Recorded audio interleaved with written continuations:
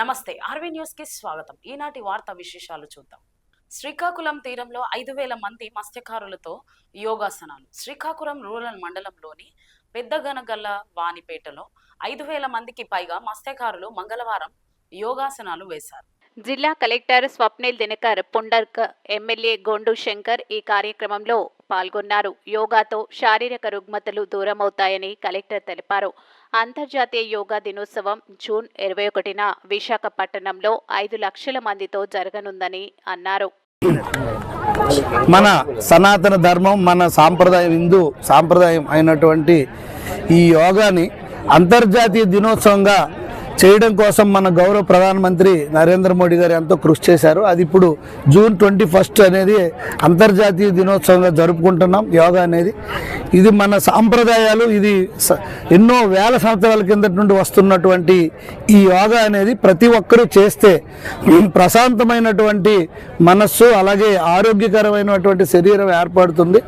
So దీనివల్ల మంచి సమాజాన్ని ఏర్పాటు అవడానికి కృషి అవుతుంది. కనుక రేపు రాబోయే 21 జూన్లో గౌరవ ప్రధానమంత్రి వర్యులు, అలాగే గౌరవ ముఖ్యమంత్రి వర్యులు వైజాగ్లో వచ్చి 5 లక్షల మందితో చేయడం జరుగుతుంది. దాంట్లో భాగంగా రాష్ట్ర వ్యాప్తంగా ఈ యోగా ఆంధ్ర ఉత్సవాలు జరుగుతున్నాయి. దాంట్లో భాగంగా ఈరోజు గౌరవ కలెక్టర్ గారు స్వప్నిల్ దినకర్ గారి ఆధ్వర్యంలో మత్స్యకారులకు కూడా ఈ యోగాను అందించాలి, అన్ని వర్గాల వారికి అందించాలి. ఈ యోగా యొక్క ప్రాముఖ్యత, దీనివల్ల కలిగే లాభాలు, మనకి ప్రతి ఒక్క మనిషికి మనస్సుకి కలిగే లాభాలు తెలియాలనే ఉద్దేశంతో ఈరోజు ఈ తీర ప్రాంత గ్రామాలైనటువంటి మత్స్యకార గ్రామాల్లో ఈరోజు పెద్ద ఎత్తున 5,000 మందితో ఇక్కడ చేపట్టడం జరిగింది.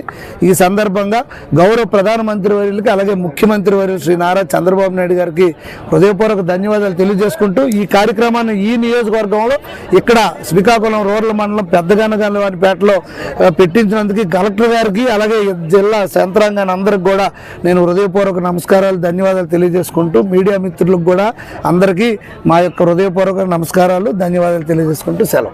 శ్రీకాకుళం పుణ్యక్షేత్రం పూర్వ వైభవం తీసుకురావడానికి కృషి చేస్తున్నామని శ్రీకాకుళం శాసనసభ్యులు గొండు శంకర్ అన్నారు. స్థానిక గ్రౌండ్లో మంగళవారం గ్రామ యువత క్రికెట్ పోటీలను నిర్వహించిన క్రికెట్ పోటీలను ప్రారంభించారు. ముఖ్య అతిథిగా పాల్గొన్న ఎమ్మెల్యే పోటీలను ప్రారంభిస్తూ యోగాంధ్రలో ఒక రోజును ఇక్కడ నిర్వహించాలని కలెక్టర్కి సూచించామన్నారు. ఇందుకు ఆయన సానుకూలంగా స్పందించినట్లు చెప్పారు. శ్రీకాకుళం మండలంలోని బలగా హాడ్కో కాలనీలో శాఖ గ్రంథాలయంలో మంగళవారం వేసవి శిబిరం కింద స్వర్ణాంధ్ర 2047 వ్యసరచన పోటీలు నిర్వహించబడ్డాయి. గ్రంథాలయ అధికారి పి ఉగ్రసేను నేతృత్వంలో బాల కథా నిలయం అధ్యక్షులు బోగెల ఉమామహేశ్వరరావు నిర్వహణలో ఈ పోటీలు జరిగాయి. రాష్ట్ర అభివృద్ధికి ప్రతి ఒక్కరూ కట్టుబడాలని అన్నారు. పొందూరు మహిళలకు స్వయం ఉపాధి కల్పించడమే ప్రభుత్వ ధ్యేయం. పొందూరు మండలం కేంద్రం బీసీ ఫైనాన్స్ కార్పొరేషన్ సహకారంతో నిర్వహిస్తున్న ఉచిత కుటుంబిషన్ శిక్షణ కార్యక్రమాన్ని మంగళవారం స్థానిక MLA PUC chairman Koona Ravikumar ప్రారంభించారు. ఈ సందర్భంగా ఆయన మాట్లాడుతూ మహిళలు ఆర్థికంగా బలపడేందుకు, ఇతరులకు ఉపాధి కల్పించేందుకు ఈ శిక్షణ ఉపయోగపడుతుందని, ప్రభుత్వం అన్ని రంగాల్లో మహిళల అభివృద్ధికి అనేక పథకాలు అమలు చేస్తుందని తెలిపారు. ఆనాడు జగన్మోహన్ రెడ్డి ముఖ్యమంత్రిగా ఇంటికే రేషన్ సరుకులు అందించే విధంగా ఎండియు వ్యాన్లు మరియు పంపిణీ చేసే ఈనాడు కూటమి ప్రభుత్వం ఇంటింటికి రేషన్ ఇచ్చే సహకారాన్ని రద్దు చేసి రేషన్ షాపులకు వెళ్లి నేరుగా క్యూ కట్టి తీసుకోవాలని తెలియపరచడం ప్రజలను ఇబ్బంది పరిచేటట్లు విశాఖ జిల్లా వైపాక ప్రతినిధి మంచ నాగమల్లేశ్వర్ అన్నారు. కాకినాడలో విలేకరులతో మాట్లాడుతూ పనులకు వెళ్లేవారు క్యూ కట్టి ఆ రోజు కూలీ పనులు పోగొట్టుకునే విధంగా రేషన్ షాపులకు వెళ్లి సరుకులు తెచ్చుకునేవారని, దీనివల్ల ఒకరోజు కూలిపోయేదని, కానీ అలా కాకుండా నేరుగా ఇంటికే రేషన్ సరుకులు ఇచ్చే విధంగా జగన్మోహన్ రెడ్డి ప్రభుత్వంలో 5 సంవత్సరాలు ప్రజలు ఎంతో సంతోషంగా ఉన్నారని, కానీ ఇప్పుడు మళ్ళీ మొదటకు వచ్చే విధంగా రేషన్ షాప్లకి వెళ్లి చూపెట్టి సరుకులు తెచ్చుకోవడం ఎంతవరకు సమంజసమని, ఇది కూటమి ప్రభుత్వం వైఫల్యానికి నిదర్శనమని, వ్యానులు రద్దు చేసి వారి ఉపాధిని కోల్పోయారని ఆమె తెలిపారు. అందరికీ నమస్కారం. రేషన్ షాపుల దగ్గర ప్రజల యొక్క కష్టాలని ఒకసారి ఈ వీడియో ద్వారా చూడండి. చూశారు కదా ఎలాంటి పరిస్థితి. ఈ వీడియోలో చూస్తే సొగానికి సొంగం అక్కడ ఉన్నటువంటి వాళ్ళందరూ మహిళలు, వృద్ధులు, చిన్న బిడ్డలు ఆ రేషన్ షాప్ దగ్గర ఒకరి మీద ఒకరు ఎక్కి కష్టాలు పడుతూ రేషన్ తెచ్చుకుంటున్నటువంటి పరిస్థితి. మనోహర్ గారు ఏమన్నారు అని అంటే, ఇంటి దగ్గరికే రేషన్ వ్యాన్స్ రావడం మూలన సోమరపోతులు అయ్యారు, అందుకని మా ప్రభుత్వము ఇలా వృద్ధుల్ని, ఆడవాళ్ళని, అంగవైకల్యంతో ఉన్న వాళ్ళని అందరినీ రేషన్ షాపులకి వాళ్ళ పనులు మానుకొని 4-5 రోజులు తిరిగి చెప్పులు అరిగిపోయేలాగా సో ఇలా వచ్చి రేషన్ తెచ్చుకోవాలి అని అంటున్నారు అనమాట. శబాష్ సార్. ఎందుకనంటే పేదవాడి కష్టం తెలియనటువంటి మీరు ఏసీ రూమ్లలో కూర్చొని మాట్లాడుతుంటే చాలా హాస్యాస్పదంగా ఉంది. ఒకరోజు వెళ్ళి మీరు 4-5 రోజులు జనాలతో పాటు రేషన్ తెచ్చుకుంటే మీకు ఆ కష్టం తెలుస్తుంది. ఒకసారి ప్రజలందరూ గమనించాల్సినటువంటి విషయం ఏంటంటే, ఈ కూటమి ప్రభుత్వం వీళ్ళకి చేసే ఉద్దేశం ఉందా లేదా అనేది మీకు చాలా క్లియర్గా అర్థమవుతుంది. జగన్మోహన్ రెడ్డి గారు 9,200 రేషన్ వ్యాన్స్ ని పెట్టి మరి ప్రతి ఇంటికి పథకాన్ని తీసుకొని వచ్చి రేషన్ బియ్యాన్ని ఇచ్చినటువంటి పరిపాలన ఎక్కడ? 4-5 రోజులు తిరిగి చెప్పులు అరిగిపోయేలాగా ఈ ఎండలకి కష్టపడండి, మీ చావు మీరు చావండి, ఆడవాళ్ళైనా వృద్ధులైనా మీ కష్టాలు మీరు పడండి అని మిమ్మల్ని వదిలేసినటువంటి ప్రభుత్వం, అది కూడా బియ్యం దగ్గర కక్కుర్తి చూపిస్తున్నటువంటి ప్రభుత్వానికి ఎంత తేడా ఉందో మీరు ఒకసారి గమనించాల్సినటువంటి అవసరం ఉందని ఈ వీడియో ద్వారా మీకు తెలియజేస్తున్నాం. వెన్నుపోటు అనే పదానికి నిలువెత్తు నిదర్శనం మాజీ ముఖ్యమంత్రి జగన్మోహన్ రెడ్డి అని తెలుగుదేశం పార్టీ కాకినాడ రూరల్ మండలం నియోజకవర్గ కోఆర్డినేటర్ కట్టం శెట్టి వెంకట ప్రభాకర్ బావి పేర్కొన్నారు. మంగళవారం తెలుగుదేశం పార్టీ కాకినాడ రూరల్ నియోజకవర్గ కోఆర్డినేటర్ కటకం శెట్టి బాబీ తన కార్యాలయంలో ఏర్పాటు చేసిన మీడియా సమావేశంలో ఆయన మాట్లాడుతూ, మాజీ ముఖ్యమంత్రి వైఎస్ జగన్మోహన్ రెడ్డి జూన్ 4వ తేదీన వెన్నుపోటు దినంగా ప్రకటించడం జరుగుతుంది. నిజానికి వెన్నుపోటు అనే పదానికి నిలవెత్తు నిదర్శనం జగన్మోహన్ రెడ్డి అని విమర్శించారు. గత వైసీపీ పాలనలో చేసిన అరాచకాలకు చరమగీతం పాడుతూ కూటమి ప్రభుత్వాన్ని ఎన్నుకున్న ప్రజలకు జూన్ 4వ తేదీ పండుగ దినమని, ఆ రోజు రాష్ట్ర ప్రజలంతా సంబరాలు చేసుకోవాలని పిలుపునిచ్చారు. ఈ సమావేశంలో రాష్ట్ర SC corporation director Kollabattula Appa Rao, రాష్ట్ర గౌడ కార్పొరేషన్ డైరెక్టర్ మట్ట ప్రకాష్ గౌడ్, కాకినాడ రూరల్ మండల అధ్యక్షులు రాందేవు సీతయ్య దుర, కరప మండల అధ్యక్షులు దేవు వెంకన్న, కరప మాజీ ఎంపీపీ గుల్లిపల్లి శ్రీనివాస్, కాకర్లపల్లి చలపతిరావు, కౌజు నెహ్రూ, లోవరాజు, గేసాల శ్రీనివాస్, మార్కండేయులు, దురబాబు, గుమ్మల వీరబాబు, తెలుగుదేశం నాయకులు, కార్యకర్తలు పాల్గొన్నారు. అందరికీ నమస్కారం. జగన్మోహన్ రెడ్డి గారు రేపు 4వ తారీఖుని, జూన్ 4వ తారీఖుని వెన్నుపోటు దినోత్సవంగా ప్రకటించి ధర్నాలు చేయటానికి రాష్ట్రం అంతా జగన్మోహన్ రెడ్డి అని ముఠాకి పిలిపించారు. జగన్మోహన్ రెడ్డి గారు, ఇది జూన్ 4 వెన్నుపోటు దినోత్సవం కాదు, ప్రజా రాజ్యానికి పట్టం కట్టిన రోజు, ప్రజా తిరుగుబాటు రోజు, అవినీతి పరిపాలన మీద ప్రజా తిరుగుబాటు రోజు. అదే రకంగా విజ్ఞులు మరి విజనరీ లీడర్ అయినటువంటి నారా చంద్రబాబు నాయుడు గారిని ప్రజలు కోరుకున్న రోజు అని చెప్పి మీకు తెలియజేస్తున్నాను. వెన్నుపోటుకి పేటెంట్ రైట్ మొత్తం జగన్మోహన్ రెడ్డి గారిదే. ఎందుకంటే ఈరోజు సొంత బాబాయిని గొడ్డలతో నరికి రక్త సంబంధానికి మీరు వెన్నుపోటు పొడిచారు. అదే కాకుండా ఒక్కొక్కరు బయటపడుతున్నారని చెప్పి, మీ కుంభకోణాలన్నీ బయటపడుతున్నాయని చెప్పి ప్రజలను మభ్యపెట్టి ఈ రోజు ప్రజల్ని దారి మళ్లించడానికి మీరు చేస్తున్న ప్రయత్నం ఎప్పటికీ విఫలమే అని చెప్పి నేను తెలియజేస్తున్నాను. మరి చంద్రబాబు నాయుడు గారు మొదటి సంతకమే 16,374 పోస్టులతో డిఎస్సి నోటిఫికేషన్ ఇచ్చి మాట నిలబెట్టుకున్న వ్యక్తి మా నారా చంద్రబాబు నాయుడు గారు. ఇంత ఆర్థిక సంక్షోభం ఉన్న 3,000 రూపాయలు ఉన్న పెన్షన్ ని 4,000 చేశారు. దీపం పథకం ద్వారా 3 సిలిండర్లు ప్రతి మహిళకి అందించారు. అదే కాకుండా అధికారంలోకి రాగానే రోడ్లన్నింటినీ కూడా మరి ఎక్కడ గుంతలు పడినా పూర్తి చేశారు. వర్షాలకు వచ్చి కొట్టుకుపోతున్నా నిరంతర ప్రక్రియ కింద మరి రోడ్లని ఎప్పటికప్పుడు పూడుస్తున్నారు. ఇది గత ప్రభుత్వంలో ఎప్పుడు చేయని ప్రక్రియ. ఇప్పుడు నిరంతర ప్రక్రియ కింద రోడ్లను పూడుస్తున్నారు. అదే కాకుండా మరి మత్స్యకారులకి 217 జీవో క్యాన్సిల్ చేసి ఈరోజు ప్రతి మత్స్యకారుడికి 20,000 రూపాయలు ఆర్థిక సహాయం అందించిన ప్రభుత్వం మా నారా చంద్రబాబు నాయుడు గారి ప్రభుత్వం. అదే కాకుండా 203 అన్న క్యాంటీన్లని ఈ రోజు ఓపెన్ చేశారు. ప్రజలకు అత్యంత ప్రమాదకరమైన ల్యాండ్ టైటిల్ యాక్ట్ ని గవర్నమెంట్ వచ్చిన క్యాన్సిల్ చేశారు. దానిలోని ప్రభుత్వ బకాయిల్ని లాస్ట్ గవర్నమెంట్ లో ఉన్న 1674 కోట్లు రిలీజ్ చేసి రైతులను ఆదుకున్నారు. అదే కాకుండా బీసీలకు కోసం ఈ సంవత్సరం బడ్జెట్ లో 45,000 కోట్ల ఇచ్చి బీసీలని ఎస్సీలని ఆదుకున్నారు. నాయి బ్రాహ్మణులకు కూడా మరి వేతనాలు పెంచి 25,000 రూపాయలు వేతనాలు పెంచారు. చేనేతలకు కూడా జిఎస్టీని రద్దు చేశారు. గీత కార్మికులకి 10% మద్యం షాపుల్లో అవకాశం కల్పించారు. స్వర్ణకారులకు కూడా ఒక కార్పొరేషన్ ఏర్పాటు చేశారు. సోలార్ విద్యుత్ పథకం ఇచ్చి బీసీలకు 3 కిలోవాట్లకి 98,000 సబ్సిడీని అందించారు. రైతులకి ట్రాక్టర్లు అందించి మరి వాళ్ళకు కూడా సబ్సిడీ అందించారు. చెత్త మీద వేసిన చెత్త కొడుకుల మీద పన్ను వేసిన చెత్త కొడుకుల మీద ఆ చెత్త పన్నును రద్దు చేసినేమో గత ప్రభుత్వం వదిలేసిన 87 టన్నుల చెత్తను కూడా మేము తొలగించామని చెప్పి మీకు తెలియజేస్తున్నాను. అదే రకంగా పిల్లలకు స్కూల్కి వెళ్లే టైం కల్లా చంద్రబాబు నాయుడు గారు ఇచ్చిన హామీ ప్రకారం తల్లికి వందనం చెల్లిస్తారని చెప్పి అందరూ కూడా తెలుసు. అదే రకంగా ఆగస్టు 15వ తారీఖున కల్లా మహిళలందరికీ కూడా బస్సులు ఫ్రీ బస్సు ప్రయాణం కలగజేస్తున్నందుకు చంద్రబాబు నాయుడు గారికి అందరూ కూడా హర్షాలు వ్యక్తం చేస్తున్నారు.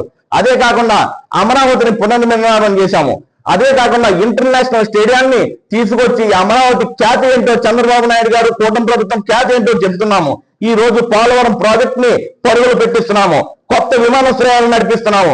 ఒక్క సంవత్సరంలోనే 70% హామీలు మరి ఈ రోజు చంద్రబాబు నాయుడు గారి ప్రభుత్వం ఈ రోజు ఖచ్చితంగా చేసింది అని చెప్పి గుండె మీద చేసుకుని ప్రతి తెలుగుదేశం పార్టీ కార్యకర్త కూటమి ప్రభుత్వం అదే రకంగా అందరూ ప్రజలు కూడా ఈ రోజు నమ్ముతున్నారు. ఒకటే ప్రజలకు విజ్ఞప్తి చేస్తున్నాను ఏంటంటే సంక్షేమాన్ని అభివృద్ధిని కూడా చంద్రబాబు నాయుడు గారు సమ పాలనలో తీసుకెళ్తున్నారు. ఈ సంక్షేమాన్ని అభివృద్ధిని దారి మళ్లించని ప్రజా దృష్టిని దారి మళ్లించడానికి వాళ్ళ కుంభకోణాలు బయటపడుతుంటే ఒక్కొక్క కుంభకోణం బయటపడుతుంటే వాటి నుంచి ప్రజా దృష్టిని దారి మళ్లించడానికి జగన్మోహన్ రెడ్డి గారు ముఠ చాలా ప్రయత్నిస్తున్నారు. కానీ వాళ్ళని ప్రజలు ఇప్పటికే తిప్పికొట్టారు. అలీబాబా 11 దొంగలు మాత్రమే మిగిలారు. వాళ్ళు కూడా నెక్స్ట్ టైం ఉండరు. ప్రజలందరూ కూడా చంద్రబాబు నాయుడు గారు పవన్ కళ్యాణ్ గారు పాలన కోరుకుంటున్నారు.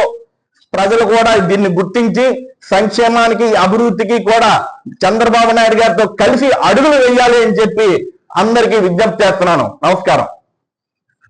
శారీరక మానసిక ఆరోగ్యం వెల్లువరిసే సామాజిక సాధనకు యోగ ధ్యాన ప్రక్రియలను ప్రతి ఒక్కరూ నిత్య జీవన సరళిగా అనుసరించాలని ఇండియన్ రెడ్ క్రాస్ సొసైటీ రాష్ట్ర విభాగం చైర్మన్ ఎర్రగడ్డ దశరథ రామారావు కోరారు. సమాచార పౌర సంబంధ శాఖ రెడ్ క్రాస్ సొసైటీ ఆయుష్ జిల్లా విభాగాల సంయుక్త ఆధ్వర్యంలో ఈ ముగింపు కార్యక్రమానికి ఇండియన్ రెడ్ క్రాస్ సొసైటీ రాష్ట్ర విభాగం చైర్మన్ వైడి రామారావు ముఖ్య అతిథిగాను, ఆయుష్ జిల్లా విభాగం వైద్యాధికారి డాక్టర్ ఎంఎస్ ఆలీ, జిల్లా సమాచార పౌర సంబంధాల శాఖ డిప్యూటీ డైరెక్టర్ డి నాగార్జున విశిష్ట అతిథులుగా హాజరై యోగా శిక్షణ పూర్తి చేసుకున్న జర్నలిస్టులను అభినందించారు. ఈ సందర్భంగా ముఖ్య అతిథిగా వైడి రామారావు మాట్లాడుతూ శారీరక మానసిక ఆరోగ్యాన్ని ఉద్యాపన చేసి మనిషి పరిపూర్ణ వికాసానికి యోగా ధ్యాన ప్రక్రియలు దోహదం చేస్తాయని అన్నారు.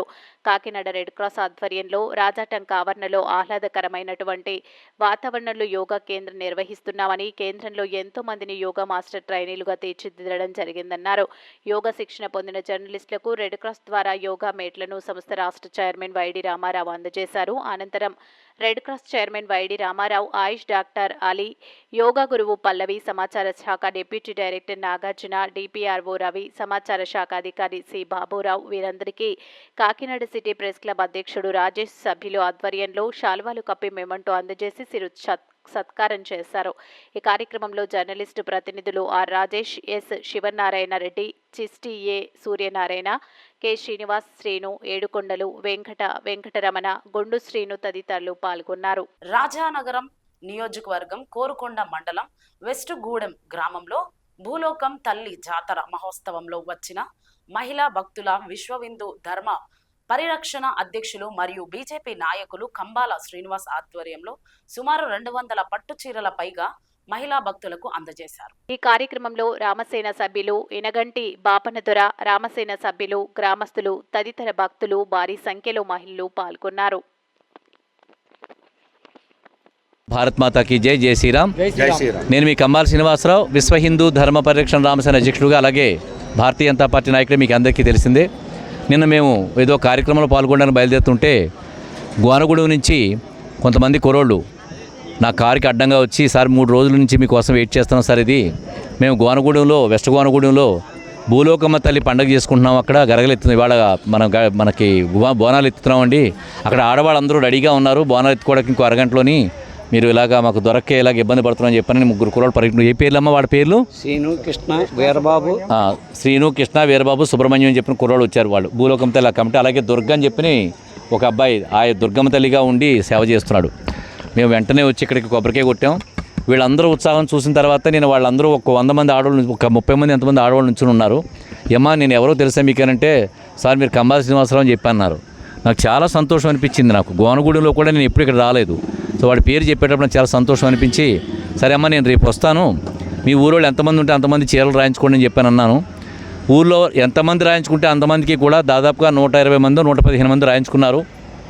భూలోకమ్మ తల్లికి చీర పెట్టి, అలాగే మన కటకం చలం గారు, మన మాజీ ప్రెసిడెంట్ అయినటువంటి కోరుకొండలో ప్రముఖ వ్యక్తిన వారిని కూడా ఆహ్వానించి, ఇక్కడ ఎవరైతే ఆ కమిటీ సభ్యులు వాళ్ళు, తర్వాత ఈ ఆడవాళ్ళందరినీ ఆహ్వానించి ఈ రోజుని ఎంతమంది ఆడవాళ్ళు పాల్గొంటే అంతమందికి కూడా దాదాపుగా 115 చీరలు ఎన్నో ఆ చీరలన్నీ అందరికీ పంపిణీ చేయడం జరిగింది.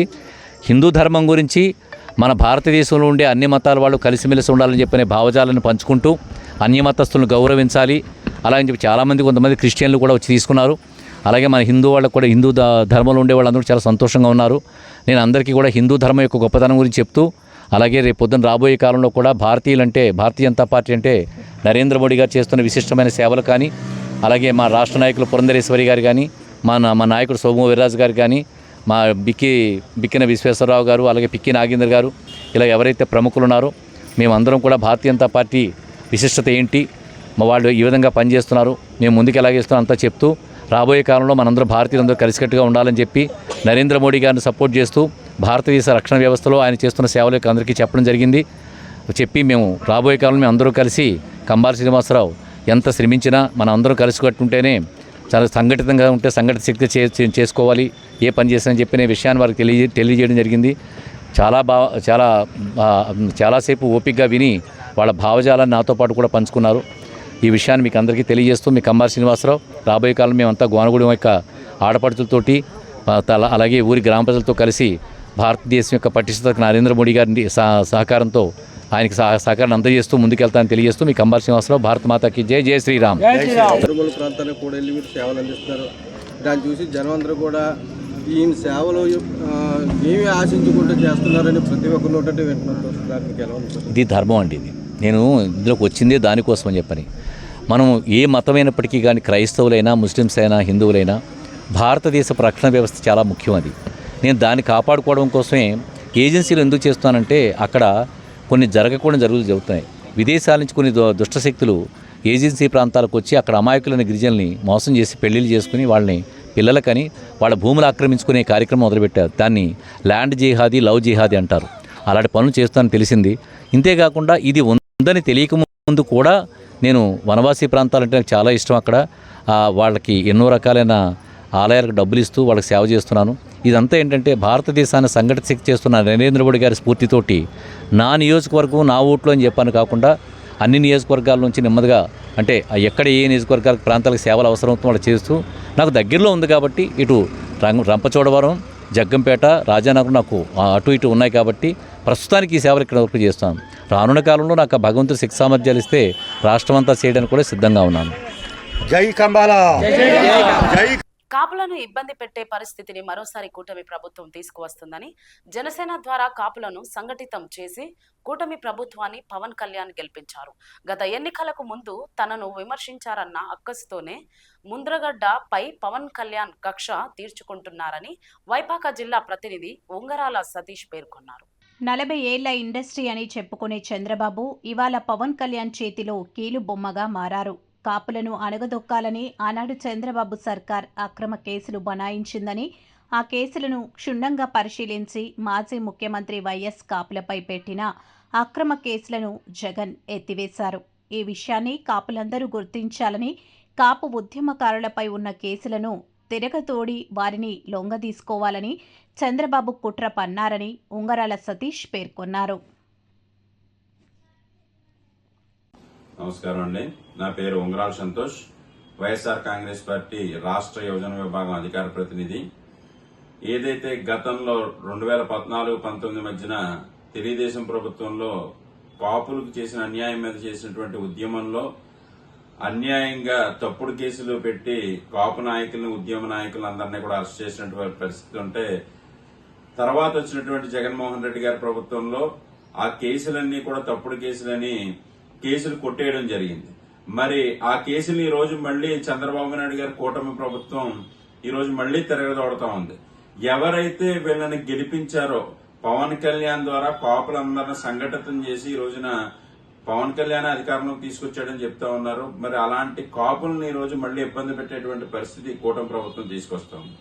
మాకున్నటువంటి సమాచారం ప్రకారం ఏదైతే పవన్ కళ్యాణ్ మీద ముద్రగడ పద్మనాభం గారు ఎలక్షన్ ముందు చేసినటువంటి ఏదైతే వ్యతిరేక వ్యాఖ్యలు ఉన్నాయో దానికోసం ఆయన ఒక కక్ష తీర్చుకోవాలి అనేటువంటి ఉద్దేశంతో ముద్రగడ పద్మనాభం గారి మీద కసితో ఆయన ఇరికించాలనేటువంటి ప్రయత్నం చేశారు పవన్ కళ్యాణ్ గారు.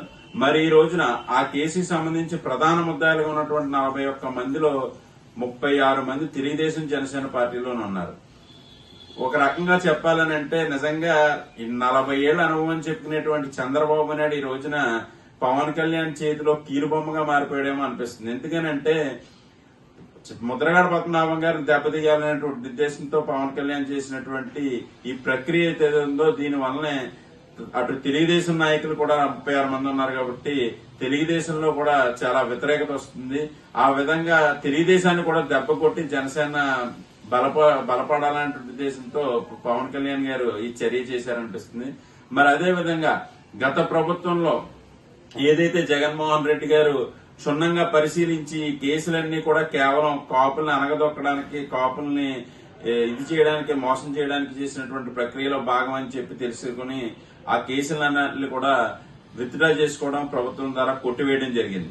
మరి కాపులారో అందరూ కాపు నాయకులు గాని ఈ రోజు రాష్ట్రంలో ఉన్నటువంటి కాపు ప్రజానికం గాని ఒకసారి ఆలోచించవలసినటువంటి పరిస్థితి ఉంది. మరి ఈ రోజున మరొకసారి మనల్ని ఇబ్బంది పెట్టేటువంటి దుశ్చర్యకి కూటమి ప్రభుత్వం దిగుతుందంటే ఈ రోజున పవన్ కళ్యాణ్ ని ఉపయోగించుకుని పవన్ కళ్యాణ్ ద్వారా కాపులందరినీ సంఘటితం చేసి ఈ రోజున ఏదైతే కూటమి నాయకులు ప్రభుత్వం ఏర్పాటు చేసుకుని వాళ్ళ దాచుకోవడానికే ఇది చేసుకుంటూ ఈ రోజున పూర్తిగా కాపులను మరొకసారి విషం చిమ్ముతూ కాపు నాయకులను మళ్లీ మరొకసారి అరెస్ట్ చేసి వాళ్ళని లొంగ తీసుకోవాలనేటువంటి ప్రయత్నం చేస్తుంది. ఇదంతా కూడా ఒకసారి కాపు నాయకులు కూడా గుర్తెరిగి వాళ్ళు ఆలోచించి రేపొద్దున్న రాబోయేటువంటి కాలంలో ఎవరు మేలు చేస్తారనేటువంటిది గుర్తెరగవలసిందిగా కోరుకుంటున్నాను. నమస్తే. ఈ వార్తలు ఇంతటితో సమాప్తం. నమస్కారం.